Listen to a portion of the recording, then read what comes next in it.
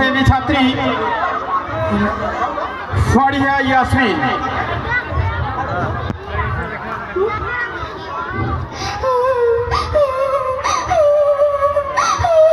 মা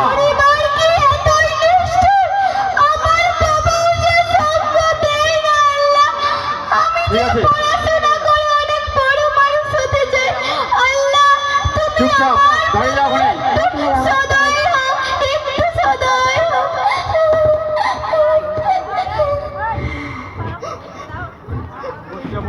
মা চরিত্র অভিনয় করেছেন নুসাইবা আফরিন।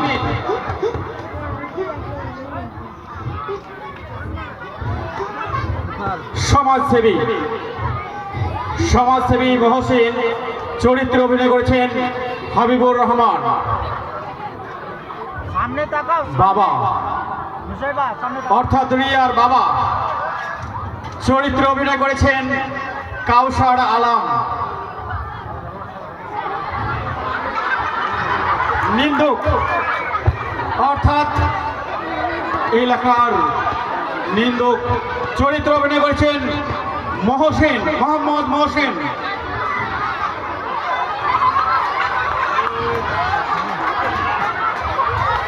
বড় ভাই অভিনয় করেছেন ইমান শেখ। তারই ছোট ভাই অর্থাৎ রিয়ার বড় ভাই এবং ছোট ভাই অভিনয় করেছেন সাকিবুল হাসান। প্রতিবেশী দুইজন প্রতিবেশী অভিনয় করেছেন রিকি ফারহান ও ইমরুল কায়েস। বান্ধবী রিয়ার বান্ধবী চারজন বান্ধবী অভিনয় করেছেন মারিয়া, ইরতিফা, নুসরাত, ফারহানা।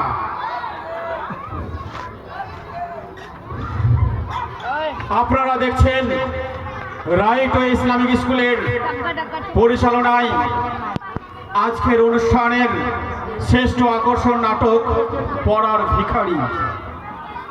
অর্থাৎ এখানে যে জিনিসটা তুলে ধরা হয়েছে, সমাজে কিছু মেধাবী স্টুডেন্ট রয়েছে, তারা হয়তো আর্থিক অনটনের কারণে বা পরিবারের চাপের কারণে হোক বা আরো অন্যান্য কারণগুলো, তার জন্য হয়তো তার মেধাটা পিছিয়ে যেতে চলেছে। কিন্তু এমন এক শ্রেণীর মানুষ রয়েছে যারা মেধাকে উঁচুতে করার জন্য অবিরাম পরিশ্রম করে চলেছে এবং সমাজের জন্য কিছু কাজ করে চলেছে।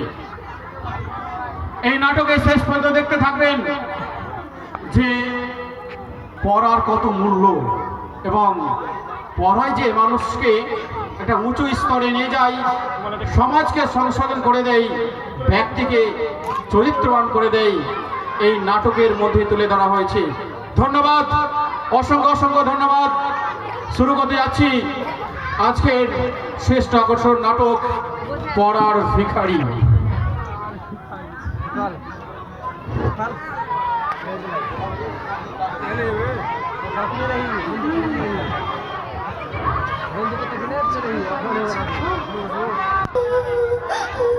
পরিবারকে এত মিষ্টি আমার বাবা যে সঙ্গ দেয় না আল্লাহ।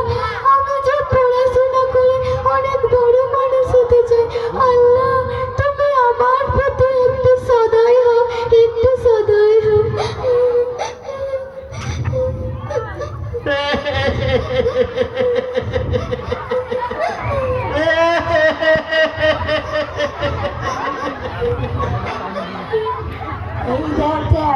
এই যে এটা নাকি পুরো ম্যাডাম হবে। ম্যাডাম বাড়িতে খেতে পারি না, আবার ম্যাডাম হবে, বিড়ি বাঁধলে তাও খেতে পাবে, ম্যাডাম হবে। ম্যাডাম তোমরা কেউ পাগলির মতো পড়ার পাগলি হও না, পড়ে আবার কি হবে?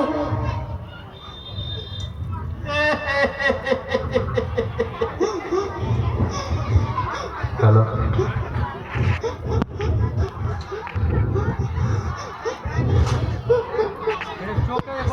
আরে রিয়া, তুই কাঁদছিস কেন? শুনেছি নাকি তুই পড়ার ভিখারি। তাই তোকে আমি বই, খাতা, কলম সব কিনে দেবো, চিন্তা করিস না। বুঝতে পারছি রে তোর কষ্ট, তোর পরিবার বুঝবে না রে। পড়ার কি মর্ম। ঠিক আছে থাক, আমাকে আবার যেতে হবে। থাক, চিন্তা করিস, শুধু শুধু চিন্তা করিস না। আর শোন, ভালোভাবে পড়াশোনা করবি। তুই তো আমাদের পড়াশোনা করে মুখ উজ্জ্বল করবি।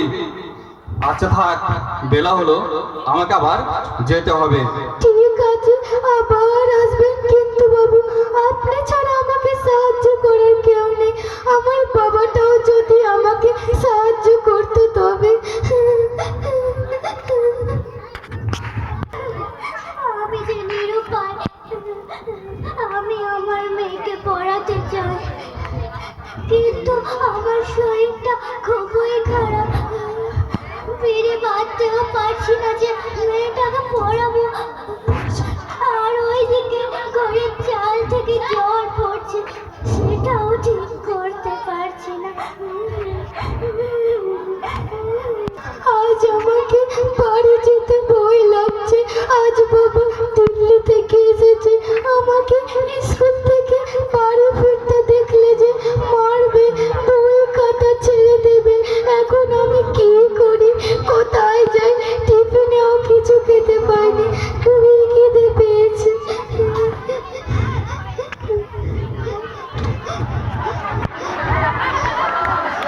তোকে কে স্কুল যেতে বলেছে? হ্যাঁ, তোকে বলিনি তুই স্কুল যাবি না? তুই পড়ে কি হবে? তুই কাল থেকে আর স্কুল যাবি না। যদি স্কুল যাস তো তোর বই তুই সব ছিঁড়ে ফেলে দেবো। বাবা, পড়াশোনা না করলে রে সমাজে কোনো মূল্য থাকবে না। বাবা, আমি তোমার কাছে কিছুই চাই না, বই খাতা কলম কিছুই না। আমি তোমার কাছে শুধু স্কুল যাওয়ার অনুমতি চাইছি। বাবা, তুমি না আমার বাবা, বাবা হয়ে কেন আমাকে পড়াশোনা করতে দেবে না? তোমার ছেলে দুটোকে তুমি নষ্ট করে দিয়েছো। বাবা, তুমি নেশা কেন করছো? তোমার ব্যবহারের জন্য আমাকে বাইরে পরিচয় দিতে লজ্জা লাগছে। এই বোতলে আমাকে পৃথিবীতে বাঁচিয়ে রেখেছে।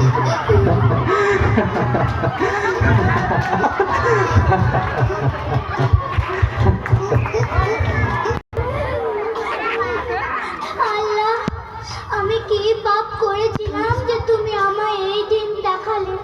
কোনো মা পারে নিজের মেয়ের কষ্ট চোখের সামনে দেখতে? মেয়েটার বাবা যদি ভালো হতো, মেয়েটা আজ অনেক বড় মানুষ হতে পারত। আপনারা একটু সাহায্য করলে আমার মেয়েটা অনেক বড় মানুষ হতে পারে। আমার অসুখ না থাকলে আমি নিজে বিড়ি বেঁধে মেয়েটার সব খরচ চালাতাম, কিন্তু আমার এই হাতটা যে বন্ধ হয়ে গেছে।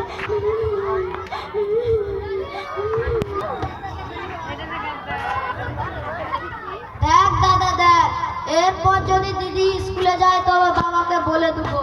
না ভাই, ঠিক বলেছিস, দিদি স্কুলে যাবে, আমরা সব কাজ করবো, দরকার হলে পাম ফেলে দেবো, বই খাতা কলম বিক্রি করে দেবো, পড়তে দেবো না। দাদা দিদি রাত থেকে স্কুলে যাওয়া চলবে না। চল দাদা চল, জুয়া খেলে আসি। মন্টুর নতুন বাড়িতে জুয়া, সেখানে জুয়ার আড্ডা বসেছে।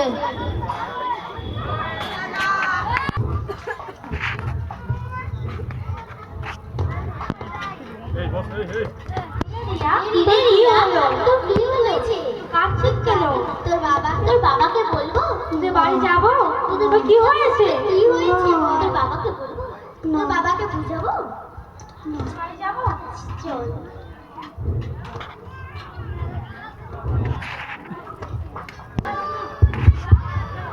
সেদিন তো জুয়ায় সব হেরে গেছি, এখন কি করবি? আজকে জুয়া খেলার টাকা কোথায় পাবি?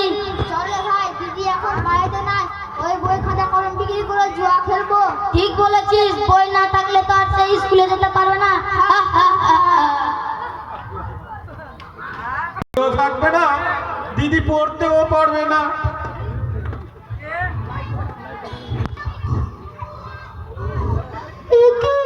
আমার বইগুলো কি হলো?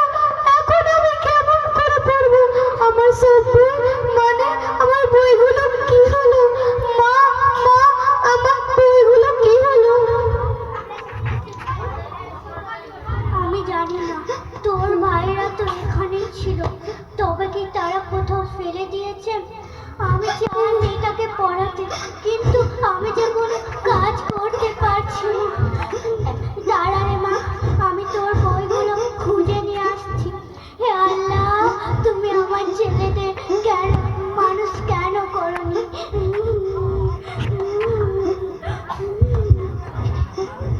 বেরো।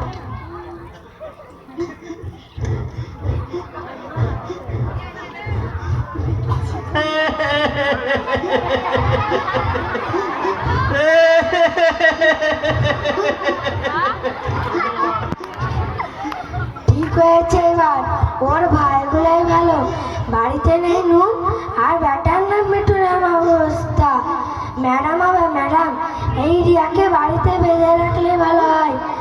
তোমরা কেউ পড়তে যেও না, ঠিক আছে?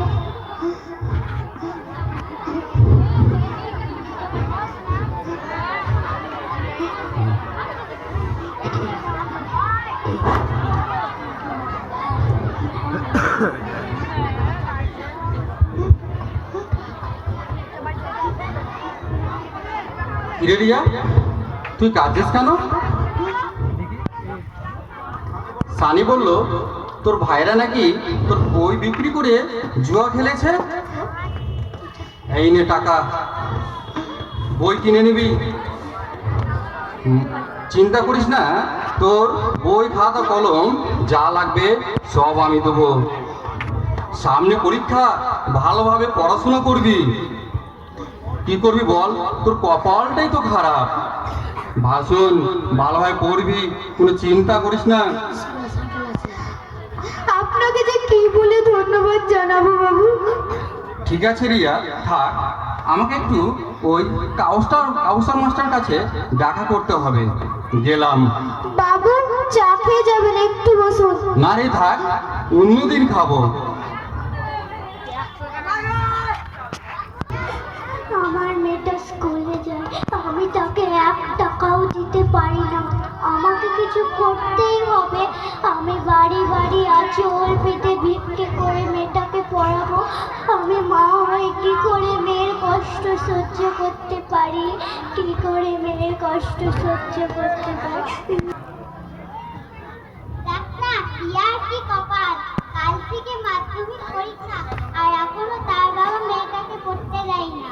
হ্যাঁ রে, এইরকম বাবা যাতে কারো না। ওই দেখ, বাগানে আমের গাছের তলায় রিয়া গালে হাত দিয়ে পড়ছে। চল চল, কিছু বলিস না, রিয়াকে পড়তে দে।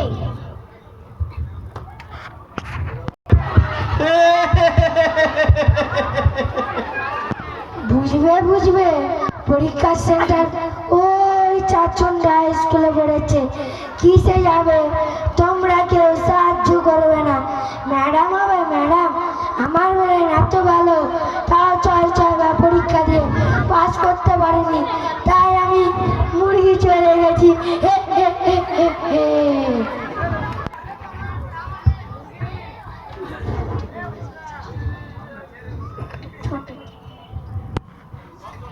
চল চল, ট্যাক্সি এসে গেছে, তাড়াতাড়ি সবাইকে ডাক, 10টা বেজে গেছে।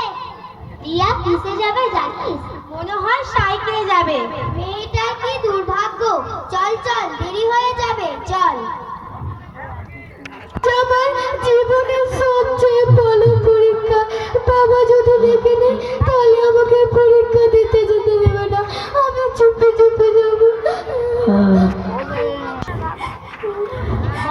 আজ আমার মেয়ে পরীক্ষা দিতে গেল। তার কি হতভাগা কপাল যে চাচন্ড হাই স্কুলে হেঁটে হেঁটে জীবনে প্রথম বড় পরীক্ষা দিতে গেল। আমি তোকে 1 টাকাও দিতে পারলাম না। আপনারা সবাই এই মেয়েটার জন্য দোয়া করবে।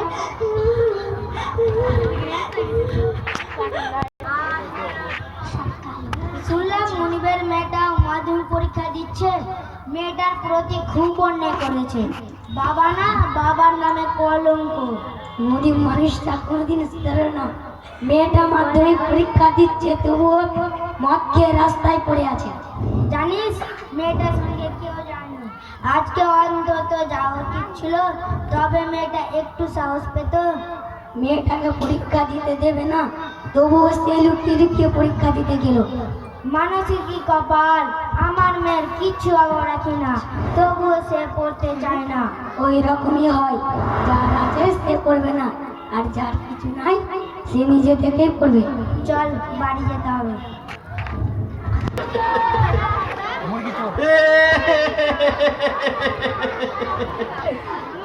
এবার তো রিয়া নির্ঘাত ফেল করবে, ফেল করলেই ভালো। ম্যাডাম হবে ম্যাডাম, বাড়িতে নেই ভাত আর পড়া দেখাচ্ছে পড়া। আমি এখন বকরি ডাক্তার, কালো বকরি যারা পায়খানা লেগেছে। না না, কোনো ছাগলের পায়খানা হয়নি। যাই ওই পাড়ায় গিয়ে দেখি বকরি পাই কিনা।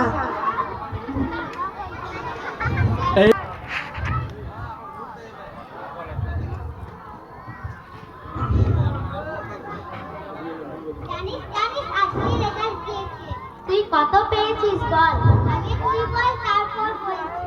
আমার ভালো হয়নি রে, মাত্র 290 পেয়েছি। আমারও ভালো হয়নি, আমি 310 পেয়েছি। জানিস জানিস কিছু জানিস, রিয়া আমাদের স্কুলে ফার্স্ট হয়েছে। রিয়া আমাদের গর্বে আমাদের গর্ব। সে শুধু আমাদের গর্ব না, সে আমাদের সমাজের গর্ব। গার্লস এখনকার ছি ছি ছি ছি ছি ছি ছি ছি ছি ছি ছি। ওই রিয়া পাস করে নিল, সমাজে আমি মুখ দেখাবো কি করে? লজ্জা লজ্জা।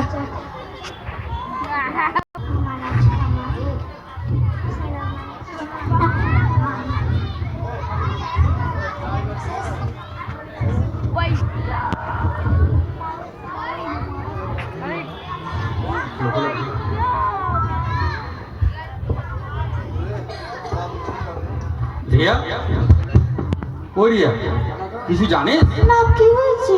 আজকে মাধ্যমিকের রেজাল্ট দিয়েছে, আর তুই আমাদের স্কুলের ফার্স্ট হয়েছিস।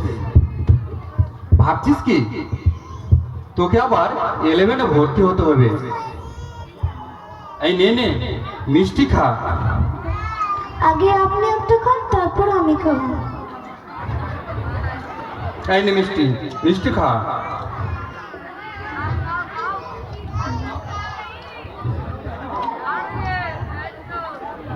আর এই মিষ্টিগুলি রাখ, এই মিষ্টিগুলি সবাইকে বাড়িতে দিবি এবং প্রতিবেশীদেরকে দিবি।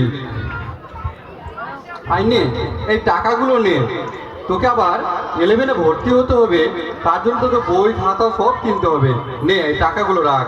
এতগুলো টাকা? আরে রাখ, তোকে আবার যে ভর্তি হতে হবে, তোকে যে বই কিনতে হবে, তুই কি করবি? তুই কার কাছে পাবি?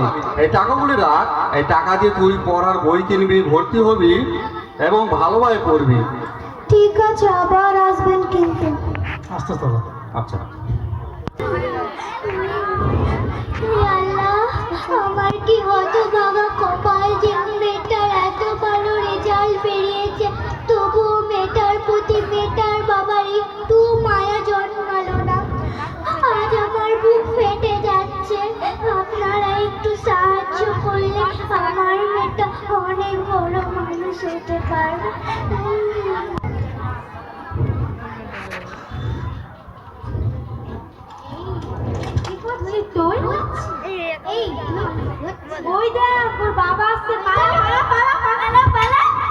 কে এসেছিল রে রিয়া? কে? তুই আবার পড়তে গেছিস? তোকে আমি পড়তে নিষেধ করিনি? তোকে কে পড়তে বলেছে? হ্যাঁ, তোর বই তুই চোখে ফেলে দেবো।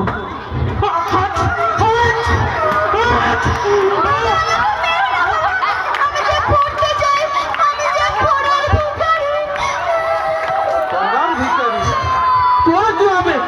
যা ভিক্ষা করে আনগা, যা ভিক্ষা করে পড় যা। তোকে আমি খেলতে দেবো না, পড়তে দেবো না, যা ভিক্ষা করে আনগা। রিয়া, এ রিয়া, তোর কাছে টাকা আছে? দে না, দে না, মদ খাবো, দে দে দে দে দে।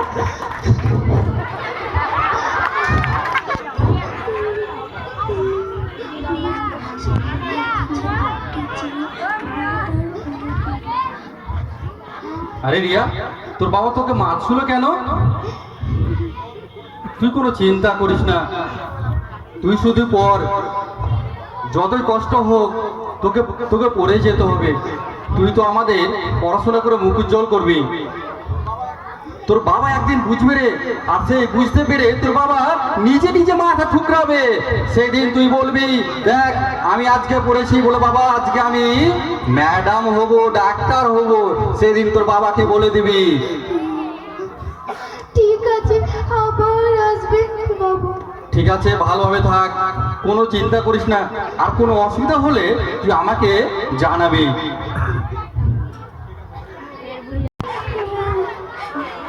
আমি আর সবার কাছে ভিক্ষে চেয়ে মেয়েটার বই কিনে নেবো। আজ সবাইকে বলে দেবো যে আমার মেয়েটা পড়ার ভিখারি। দাও গো 2-4-5 টাকা বাবা মায়েরা, তোমরা সবাই আমাকে ভিক্ষা দাও। আমি পেটের দায় ভিক্ষে চাইছি না গো। হাততালি কোথায়? তোমরা সবাই আমাকে ভিক্ষা খুব সুন্দর অভিনয় হচ্ছে। বাবা ধরে রাখ। দাও গো 2-4-5 টাকা বাবা ধরে রাখ। তোমরা সবাই আমাকে সমাজ গড়ার জন্য ভিক্ষা দাও। সমাজ গড়ার জন্য টাকা নয়, জ্ঞান চাই, জ্ঞান। এই যে অনেক দিয়েছে, এবার যাও। আজকে আমাদের নাটকের শেষ এখানেই।